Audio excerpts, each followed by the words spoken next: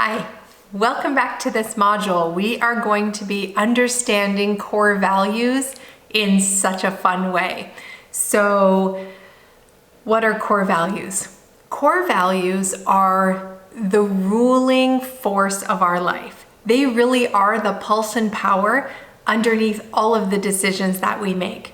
If you think about where you went to school, what jobs you applied for and accepted, how we parent, the friends that we have, the clubs that we are part of, the games that we like to play, the sports that we pursue.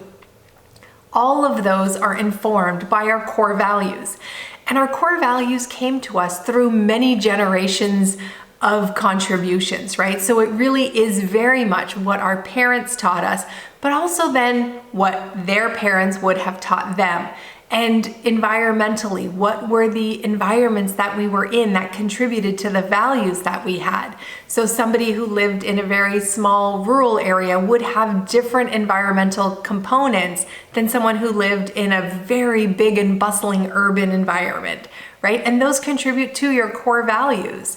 So today we really want to understand our core values, because when we understand the impact that they have and the power that they have in our life, we don't necessarily feel like we want these invisible things to be having the force. No, we want to know what they are, because then we can live more purposefully, more passionately, more intentionally.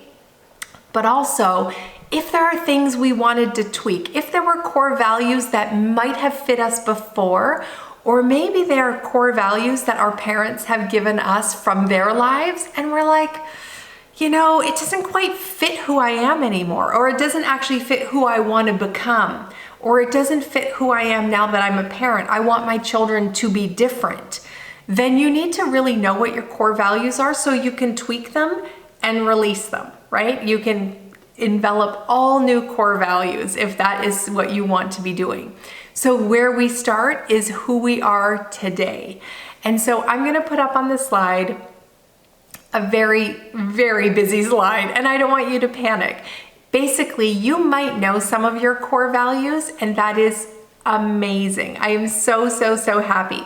But a lot of people are just thinking about this for the first time, and so they need a little bit of guidance. And so this next slide is really, I think, like 130 words, and they're typical core values. Now, this is not a definitive list. You can absolutely go and find other words. You might have some already in your heart. You might have some up on your walls, things, that just speak to you about who you are and who you want to be in the world. Or there might be other books or lists elsewhere. By all means, this list is really just a launch pad for you to go find your core values.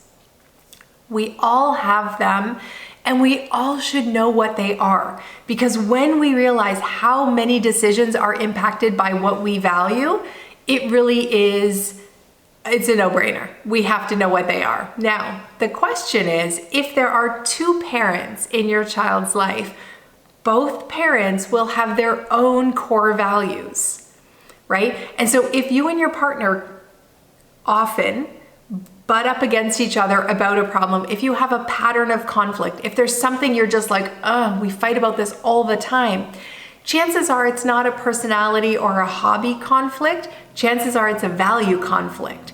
If you and your child are having that same habitual conflict problem, the same argument over and over, most likely it's a value conflict. And so knowing what your values are allows you to say, okay, I'm going to take some inventory, and I recognize that these values I have are in my individual garden.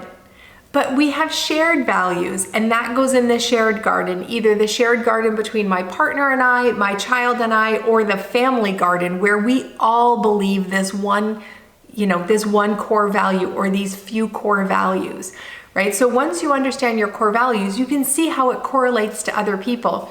And if you often find yourself in winter with your child or with your partner, you can say, okay, we have a values conflict, because we constantly see the same problem from different sides, and we don't understand how the other person can be that difficult or that complicated or that whatever, right? Whatever word we put on it.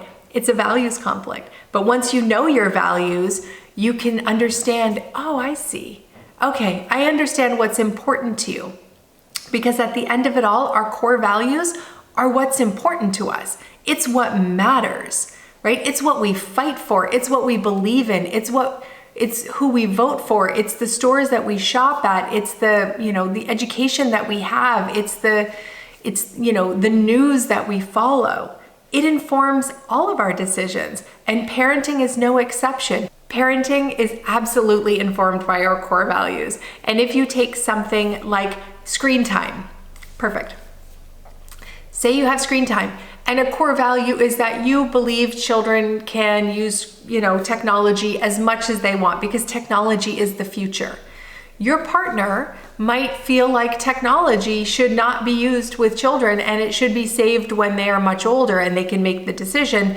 As a child, they should be outside playing, they should be, building and baking and doing all these sorts of things, right? And so if you keep fighting over screen time for your child, it's a values conflict. And so understanding your core values will help break down some of those conflicts and say, okay, we need to find a new way around this because we aren't necessarily going to change our values for the other person, but we can find a way to work together now that we know it's not personal or it's not an attack on me. It really is that we hold different values.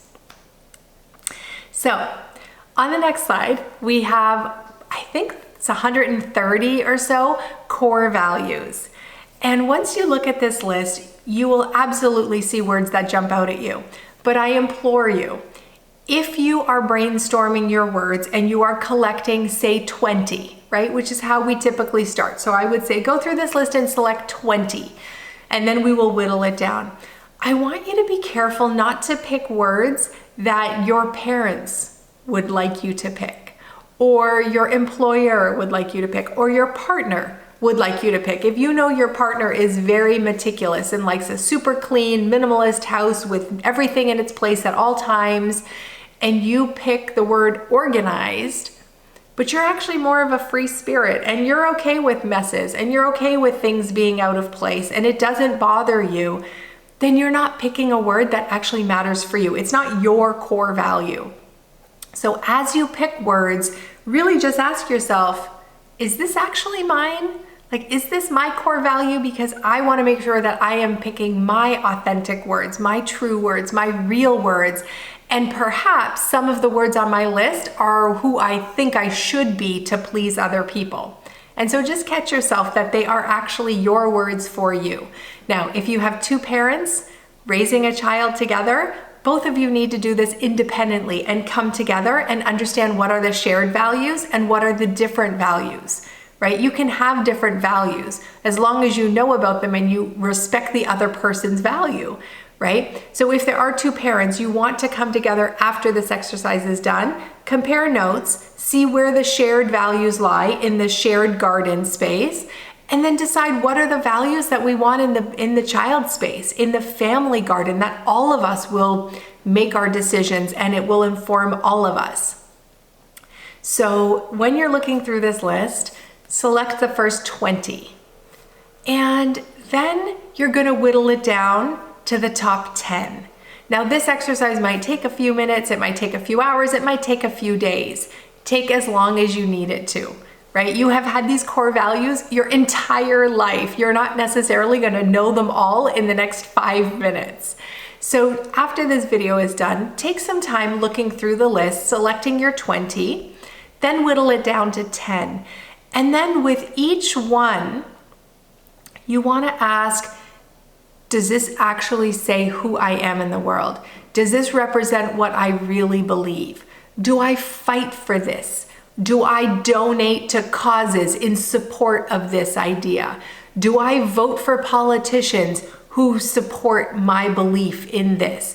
Do I shop at stores who share similar values, right? So once you have your list of 10, it is still easy to pull some off because they're not all going to fit those criteria.